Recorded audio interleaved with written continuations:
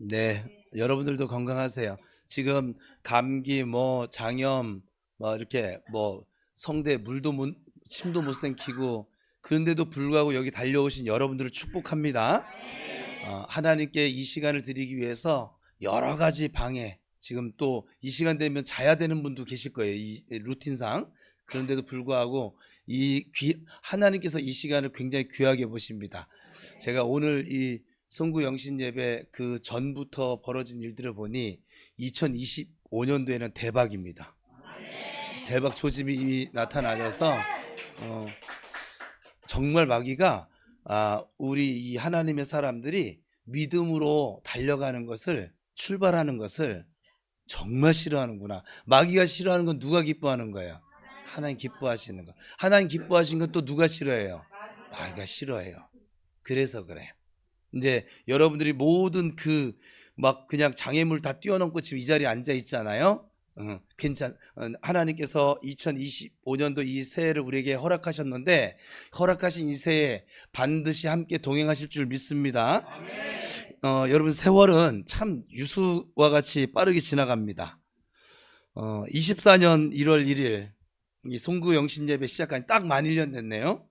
정말 엊그제 같은데 벌써 2024년 한 해를 보냈고, 지금은 2025년 새해를 만나고 있는 아주 의미가 있는 날이고, 그리고 그런 시간을 하나님 앞에 우리가 앉아 있습니다.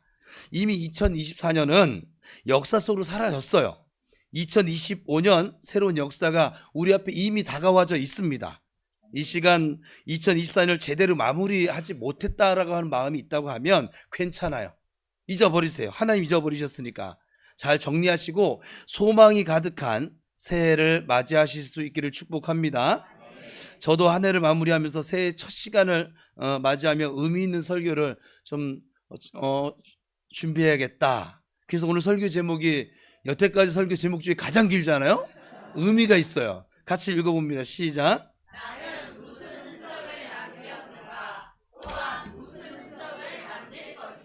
우리는 킬리만자로의 표범이 아닙니다. 오늘 본문은 사도 바울이 갈라디아 교회에 보낸 서신으로 마지막 부분을 장식하고 있어요. 제가 여태까지 설교하면서 이 본문을 가지고 설교한 적이 한 번도 없어요. 갈라디아서는 6장까지 있거든요. 근데 이 17절과 18절은 6장의 마지막 절이기 때문에 당연히 결론에 해당되겠지요. 그래서 17절 오늘 본문 다시 한번 읽어보겠습니다. 시작. 나를 괴롭게 하지 말라. 내가 내 몸에 예수의 흔적을 지니고 있노라. 이 18절은 마지막 인사이기에 실상은 이 17절이 6장의 결론이 될 것이고 또 전체의 결론이기도 합니다. 이 17절과 18절은 각각 다른 문장으로서 독립적인 문장을 구성하고 있지요. 이 17절의 핵심은 두 가지입니다. 하나는 이후로는 나를 괴롭게 하지 말라. 또 하나는 내가 내 몸에 예수의 흔적을 지니고 있다. 자, 첫 번째 요소인데 이후로는 나를 괴롭게 하지 말라는 것이죠. 여기 괴롭다라고 하는 말은 참 좋은 말이 아니에요. 우리 아까 박성문 성도님이 나눔할 때 참 좋지 않은, 이제 지나갔어요.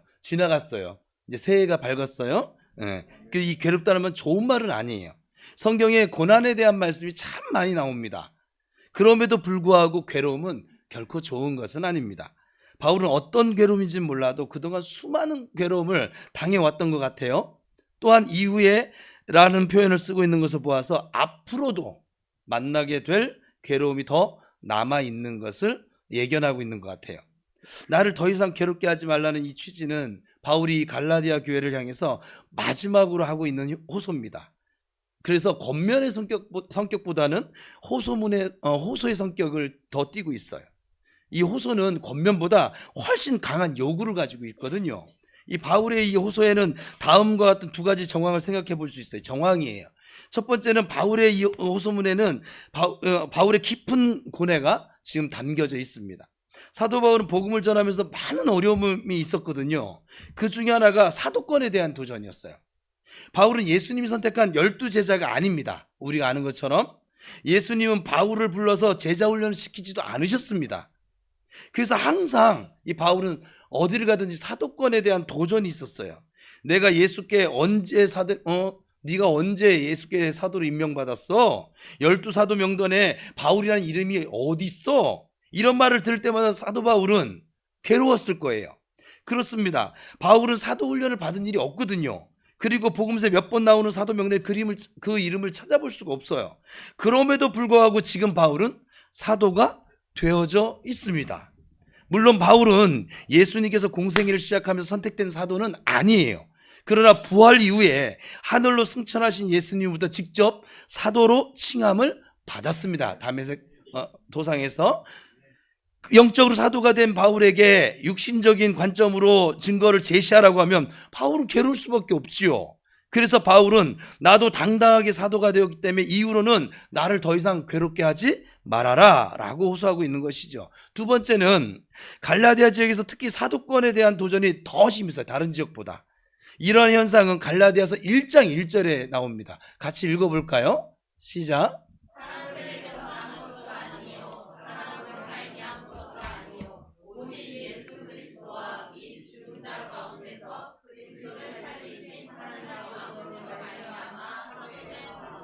이 갈라디아서는요, 바울의 사도권에 대한 변호로 시작을 하고 있어요.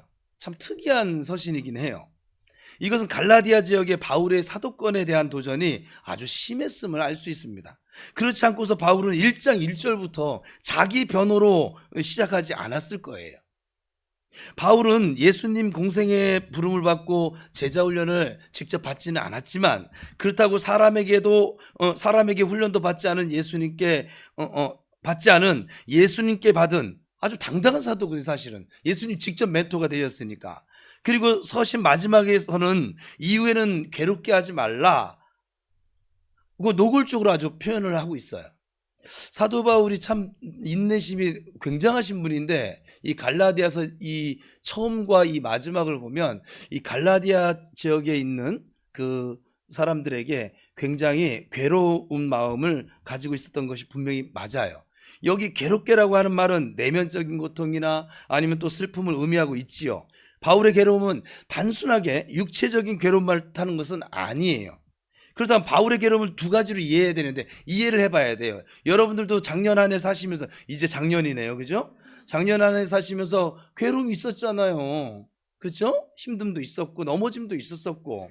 자, 바울의 괴로움은 두 가지로 이해했는데 첫 번째 육체적인 괴로움인데 앞에서 언급했던 사도권의 도전은 심리적으로 또 정서적으로 아주 고통으로 오는 괴로움이었겠지요.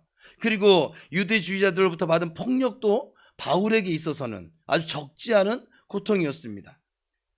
이런 것들은 육체적인 고통이라고 표현할 수 있어요. 두 번째, 영적인 괴로움이에요. 갈라디아 교인들이 유대주의자들에게 잘못된 복음, 즉 율법주의에 미혹되는 것과 완전히 다른 복음을 전하는 이단에게 유혹받고 있는 이 갈라디아 교인들이었기 때문에 바울은 영적인 괴로움도 있었습니다. 바울의 이해하기 쉬우려면 여러분들이 막 이단 다른 복음을 듣고 이상한 복음을 듣고 이단들의 막 그냥 꾀임에 넘어가면 앞에 있는 정 목사가 마음이 좋을까요, 안 좋을까요? 굉장히 안 좋죠. 지금 그 얘기를 하는 거예요. 바울의 서신에는 이 교리적인 성격을 띤 서신들이 있습니다.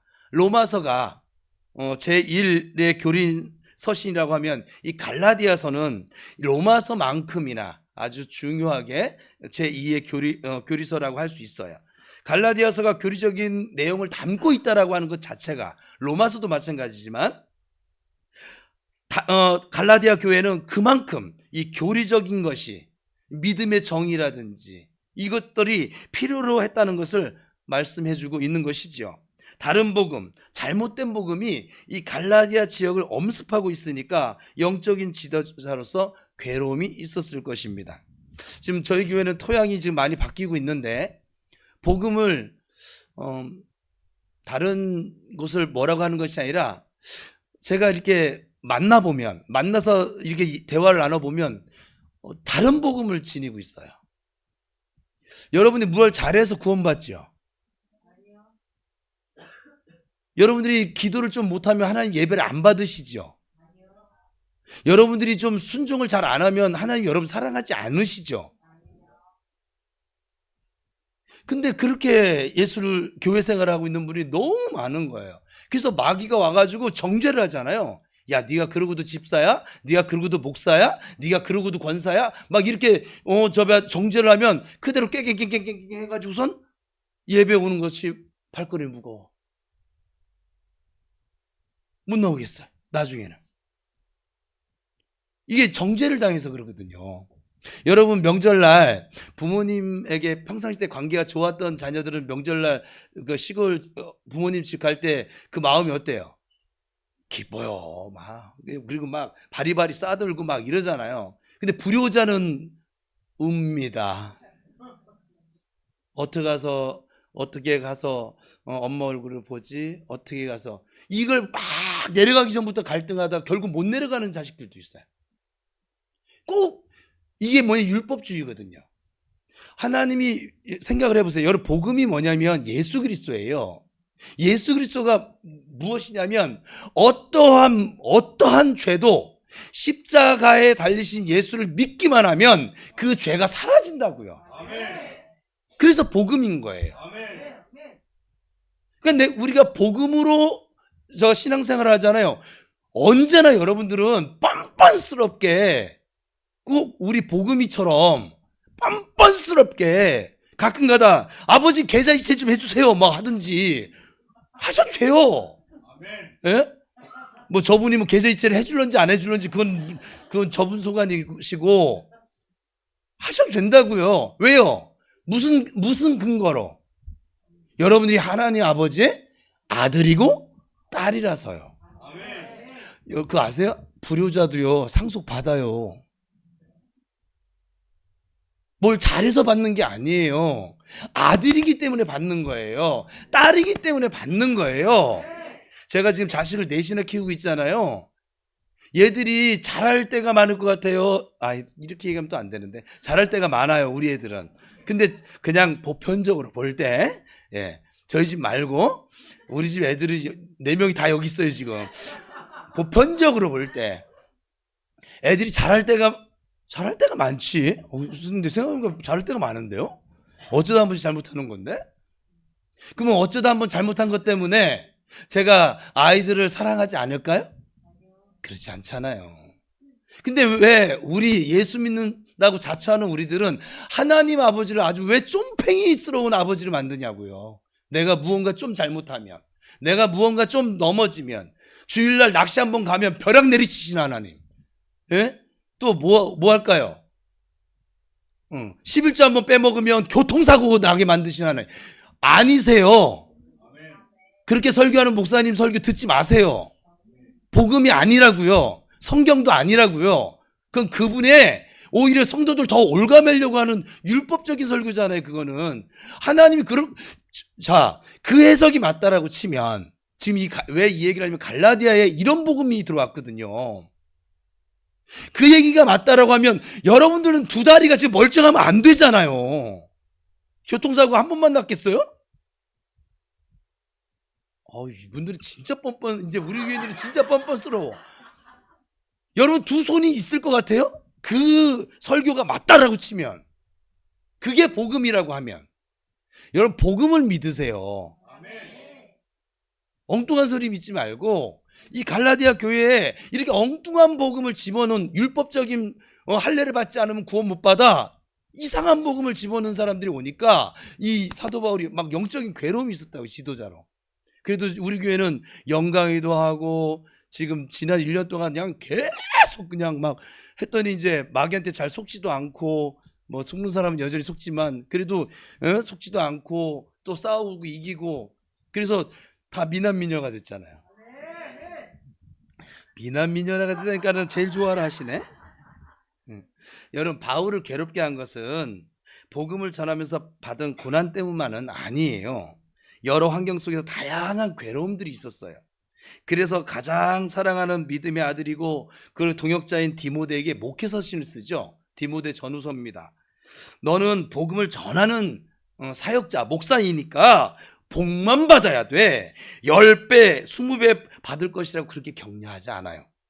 오히려 고난과 핍박을 받아야 할 것을 당부하고 또 당부합니다.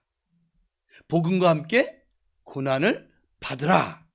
그리스도 예수 안에서 경건하게 살고자 하는 자는 핍박을 받게 돼 있어. 사랑하는 영적 아들 디모데에게 해줄 말이 저런 거밖에 없나 봐요. 그래. 저게 복음이에요. 바울에게 있어서 고난과 핍박은 앞으로 다가올 것을 예측한 것만이 아니라 자기가 복음을 전하면서 실제로 겪었던 체험담으로 말을 하고 있는 거예요. 복음을 전하는 일은 하늘의 상급으로 주어지는 것이지 이 세상에 주어지는 어떤 복덩어리가 아니라는 거예요. 오히려 복음과 고난은 동전의 양면과 같은 원리이고 또 나란히 서 있는 기차 레일 같기도 합니다. 이 복음과 고난은 함께 했을 때 그게 가치가 있는 것이고 하늘의 상급이 되어지는 것이죠. 그래서 사도 바울은 디모데를 비롯한 다른 사역자들에게 복음과 함께 고난을 받으라. 복음과 고난은 결코 각각 별개의 길이 아니라 반드시 같이 가야 할 길이고 사명이라 이 말입니다. 자, 17절의 두 번째 요소는 내가 내 몸에 예수의 흔적을 가졌노라. 여기 흔적에 대해 먼저 이해를 해야 합니다. 오늘 이제 설교는 주된 용어는 흔적이에요. 흔적의 사전적 의미는 어떤 일을 한 후에 뒤에 남겨진 것을 말합니다. 어린아이가 밥을 먹은 다음에 어떤 흔적을 남길까요? 뭐 뻔한 흔적을 남기겠죠? 흔적은 어린아이만 남기는 것이 아니라 모든 사람이 사실 남깁니다. 어떤 사람은 흔적을 남기지 않으려고 애쓰고 어떤 사람은 남긴 흔적을 없애버리려고 애를 쓰고 흔적은 이만큼 우리 생활 속에 깊숙하게 아주 들어와져 있습니다. 바울이 자기 몸에 예수의 흔적을 남겼다라고 하는 말은 어떤 의미일까요? 바울이 갈라디아 교회에 내 몸에 예수의 흔적을 가졌다고 당당하게 말하고 있습니다. 그렇다면 바울의 몸에 남긴 예수의 흔적이란 무엇이고 어떤 흔적이 남아있기에 이렇게 당당하게 말을 할 수 있을까요? 이 바울이 말하고 있는 이 흔적에 대해 당시 사회의 언어적인 의미와 사회적 문화도 함께 알아야겠죠. 앞에서 말한 흔적은 지금 우리가 보편적으로 사용하고 있는 단어적인 의미로 제가 설명을 드렸어요. 신약 성경은 헬라어로 기록되어져 있습니다. 헬라어로 이 흔적에 해당되는 그 말이 앞에 화면이 다 나왔네요. 스티그마타라고 하는 말인데 저 말은 기억 못 하셔도 괜찮아요. 뭐냐면 흔적이 뭐냐면 주인이 자기 소유인 것을 나타내서 소나 양에게 이게 불도장 찍거든요. 그걸 화인이라고 그래요. 불도장이라서. 화인을 찍어서 자국을 남기는 거예요. 이 화인은 안 없어집니다. 여러분 어렸을 때 이렇게 기름에 이게 딘 화상 입은 데도 없어져요? 안 없어져요? 안 없어지잖아요. 근데 저거는 아예 불로 지져버렸다 이 말이에요. 우리 인두로 지져버린 것처럼. 그게 흔적이에요. 다시 말해서 자기 소유권을 불도장으로 확실하게 표시하는 거예요. 자기 소유를 표시하기 위해서 화인으로 흔적을 남깁니다. 하나님께서는 자기 백성을 구별하기 위해서 성령으로 인을 쳐주십니다. 이것도 다시 한번 새해 첫 시간이니까 여러분 예수 그리스도가 여러분 죄를 위해 십자가 달려주심을 믿으십니까? 그 예수님이 여러분 구주이심을 믿습니까? 그 예수님이 여러분들에게 영원한 생명을 주기 위해 3일 만에 부활하신 예수님이심을 믿습니까? 그렇다면 여러분 성령을 받으셨습니다. 하나님께서는 자기 백성을 구별하기 위해서 성령으로 인을 쳐주십니다. 도적이 지문을 남기고 갔다면 그것은 확실한 증거가 될 거예요. 그래서 범인은 지문의 흔적을 막 남기지 않으려고 장갑을 끼든지 뭘 지우든지 막 그렇게 하는 것이죠. 근데 이 불도장인 화인은 지문뿐만 아니라 그 어떤 것보다 더 확실한 흔적이죠. 그러므로 바울이 말한 예수의 흔적은 아주 분명한 의미를 담고 있습니다. 바울이 말하는 예수의 흔적은 앞에서 말한 것처럼 예수의 복음을 전하면서 받았던 수많은 정신적인 고난과 또 핍박의 흔적 그리고 몸에 실제로 남아있는 그 밖의 상처들을 뜻하고 있는 것이죠. 갈라디아서에는 구체적인 흔적이 나오지 않아요. 사실은 이 흔적들이. 그렇다면 바울의 몸에 구체적으로 남아있는 흔적들은 어떤 것들일까? 바울은 자기 몸에 남아있는 예수의 흔적들에 대해서 고린도서에서 아주 자세하게 표시합니다. 고린도후서 11장 22절에서 25절인데 29절까지인데 22절에서 25절에는 먼저 육체적인 흔적이 나와요. 같이 읽어봅니다. 시작.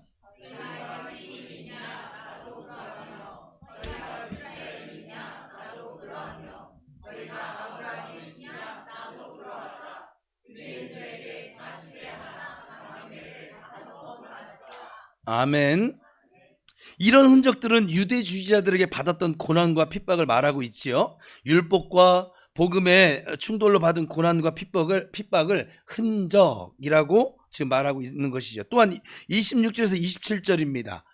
복음을 전하는 선교 현장에서 생겨진 흔적인데, 옥에 갇힌 일, 강도의 위험, 추위에 굶고 목마름, 헐벗음 등은 복음을 전하는 그 선교 현장에서 일어났던 일이기 때문에 몸에 지닌 예수의 흔적이라고 할 수 있습니다. 그리고 마지막으로 28절 29절 보면 영적으로 받은 흔적이 있어요.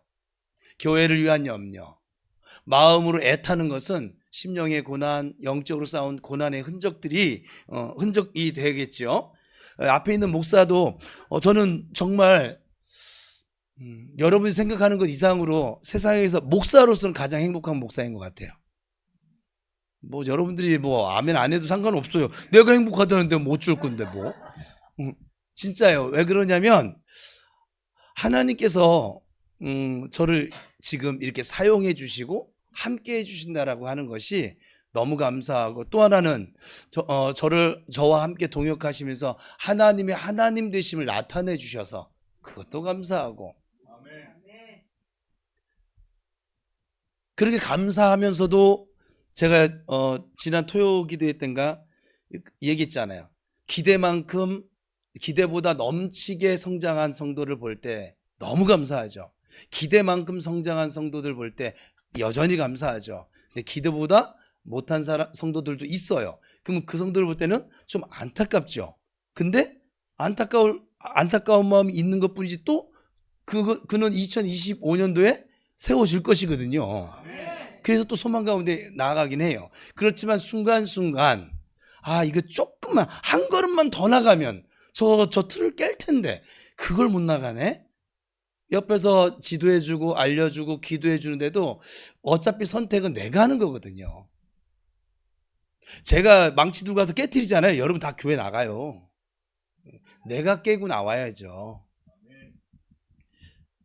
사도 바울은 이 육적인 흔적, 영적인 흔적 모두를 지니고 있었습니다. 사도 바울의 이러한 육적인 고난과 영적인 고난은 이 고린도서에서만 나타나고 있는 것이 아니에요. 사실은 오늘 본문인 갈라디아서도 육적이며 영적인 핍박을 예수의 흔적이라고 하면서 이 흔적을 공개적으로 지금 말하고 있는 것이죠. 바울이 남긴 예수의 흔적은 고린도서나 갈라디아서뿐만 아니라 바울의 전서신에 골고루 나타나져 있습니다. 바울은 예수의 복음을 전했기 때문에 예수의 흔적을 남겼던 것이지요. 그래서 자신 있게 흔적에 대해서 말씀하고 있습니다. 사랑하는 여러분, 여러분은 지금까지 신앙생활에서 어떤 예수의 흔적을 남겼을까요?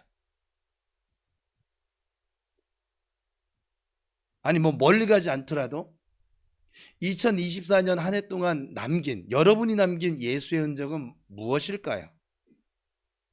또한 지금 이미 우리 앞에 와 있는 2025년 새해는 어떤 예수의 흔적을 남기며 살아가시겠습니까?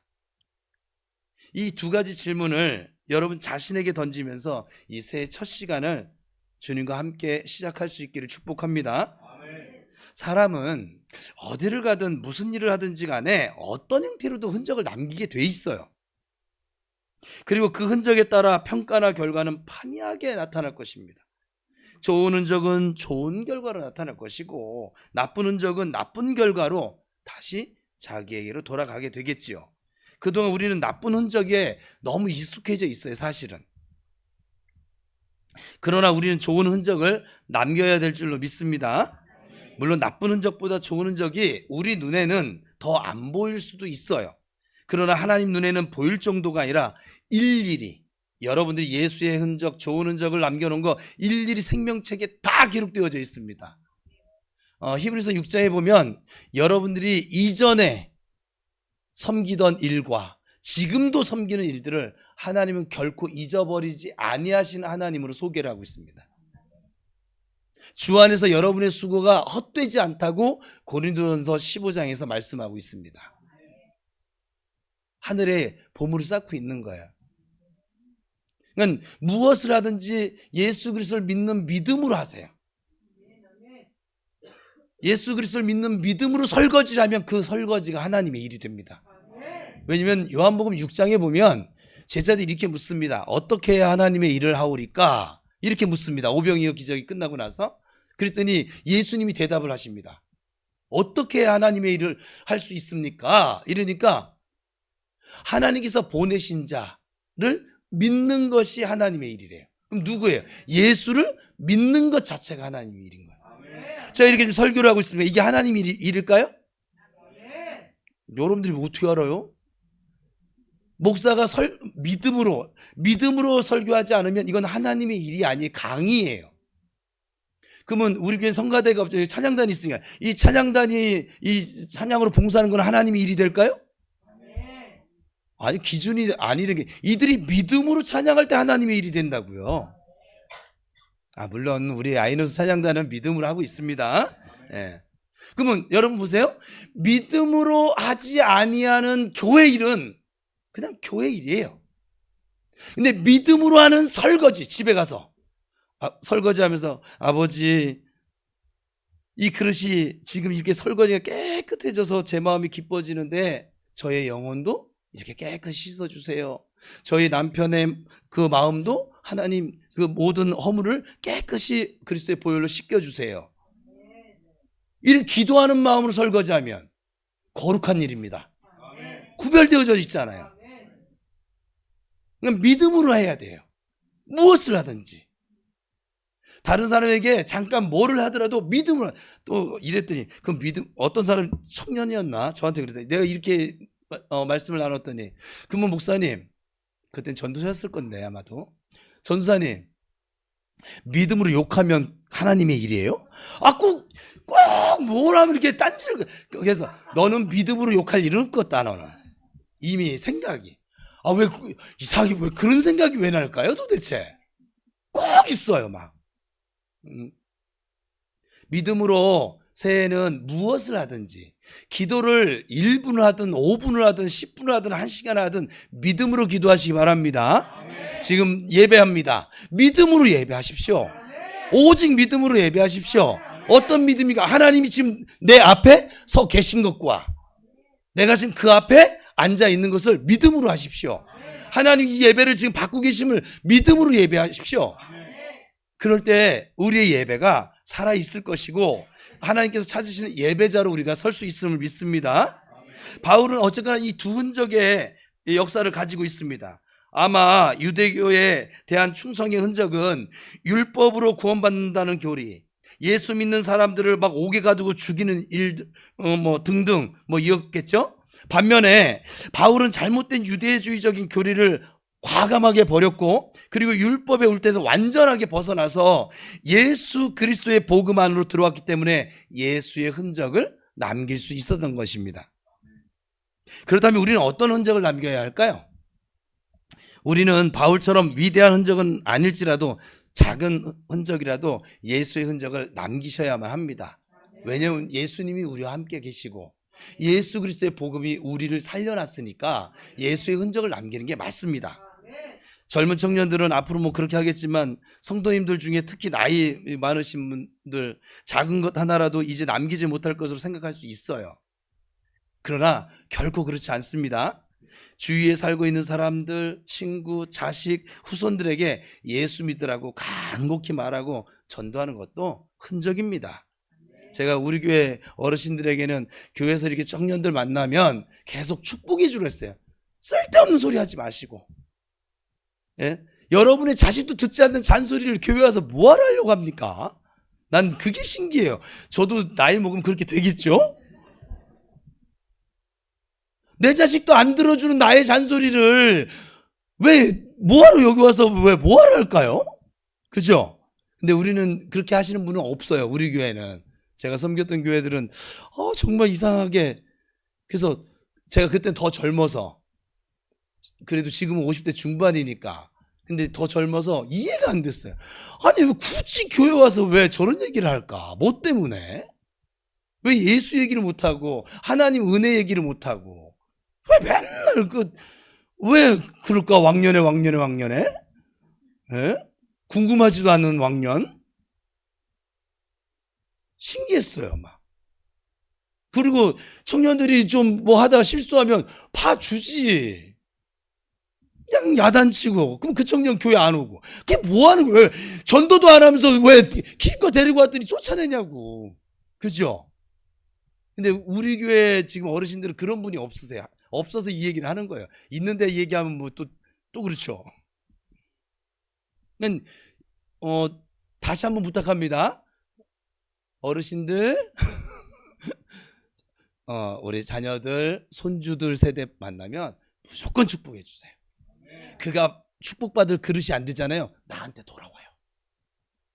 근데 내가 막 야단 쳤잖아요. 내게 야단 맞을 애가 아니야. 그 야단도 내게 돌아와요. 축복도 내게 돌아오고 저주도 내게 돌아와요.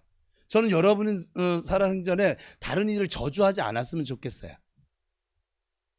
혹시나 내가 생각해 그가 잘못했다고 생각했는데 내 오해였다고 하면 어떡할래요? 그죠? 축복하면서 하십시다. 옆 사람 축복하겠습니다. 축복하면서 합시다.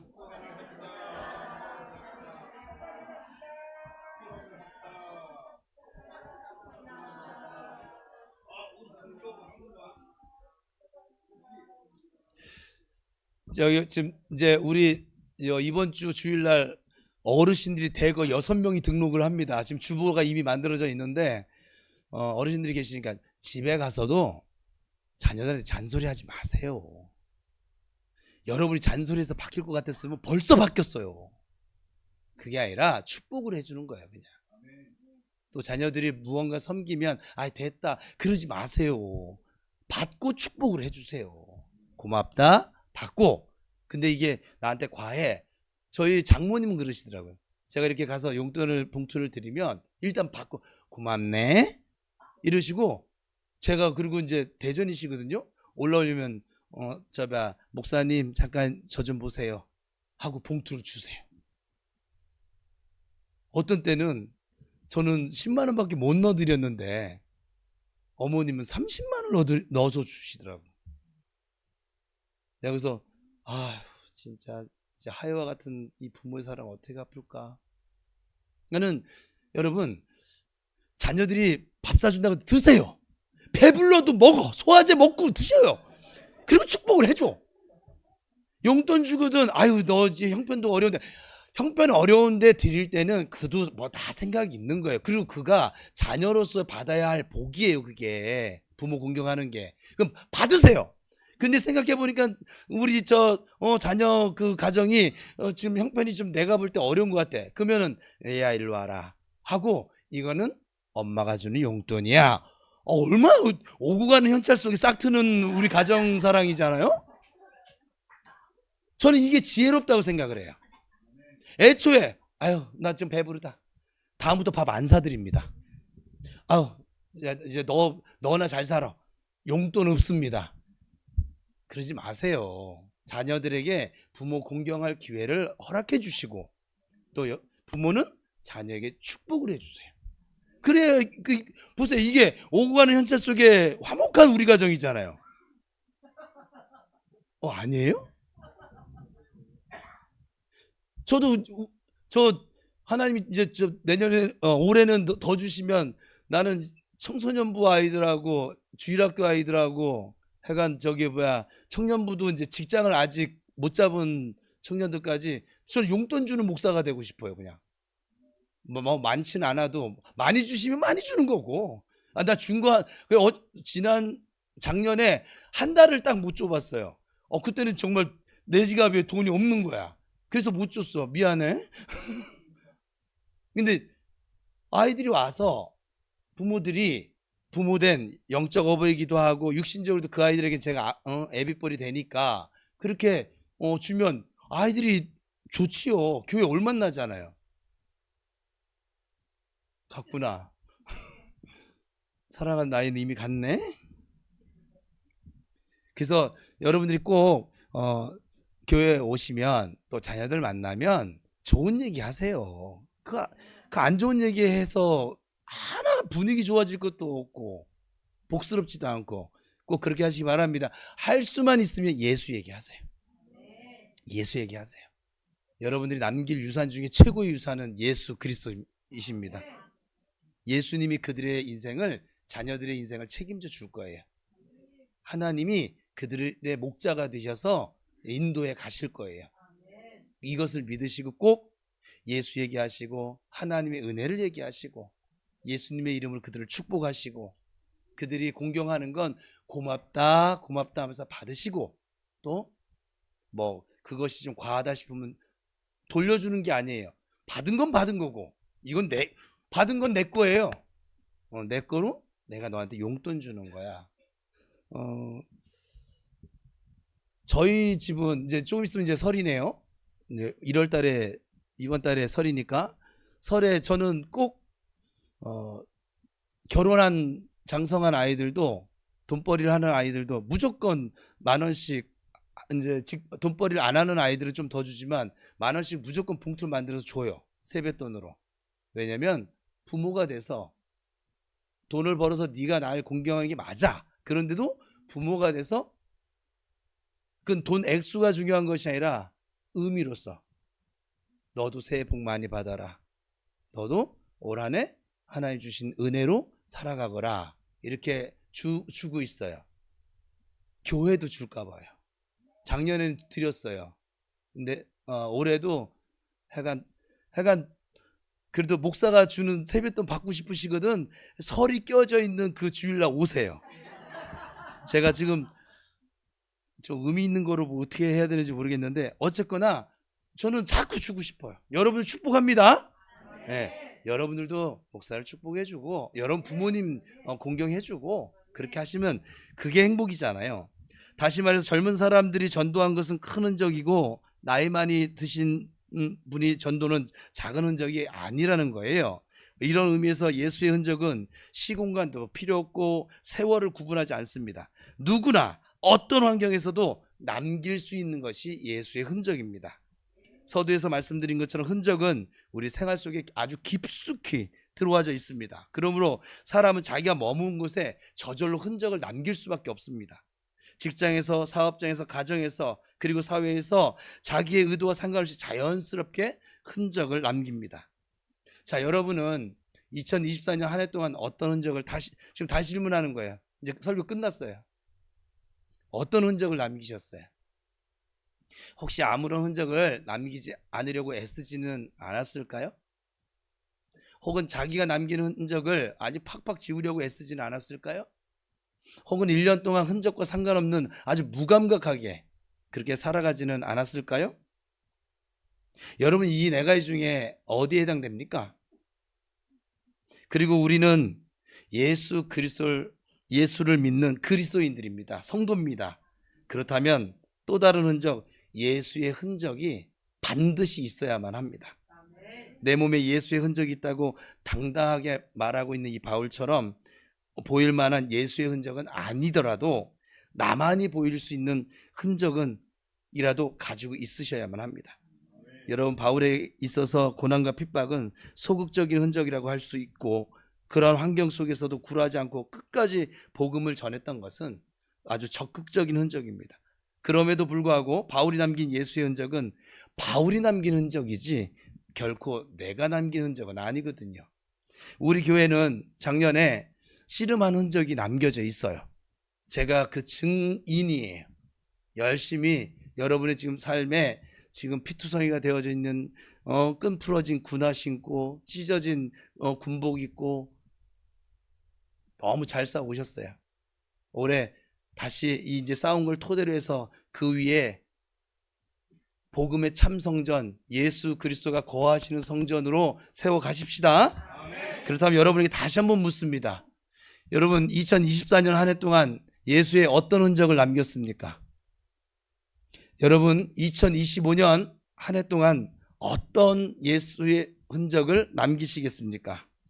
이 물음이 오늘 설교의 핵심이면서 결론이기도 합니다. 2024년이 우리의 날만이 아니기 때문에 2024년에 예수의 흔적을 남기지 못했다면 만약에 오늘 예수의 흔적에 대해 말씀을 이렇게 들었잖아요. 2025년에는 반드시 예수의 흔적을 남기시는 인생 될 수 있기를 축복합니다. 그리고 2025년 첫 시간을 예배로 함께하고 있는 여러분에게 하나님의 은혜와 복이 넘치는 새해가 되기를 다시 한번 주님의 이름으로 축복합니다. 새해에 우리 영혼과 또 삶 속에 우리 주 예수 그리스도에 대한 흔적과 은혜와 평강이 저와 여러분의 삶에 넘쳐나기를 축복합니다. 기도하겠습니다.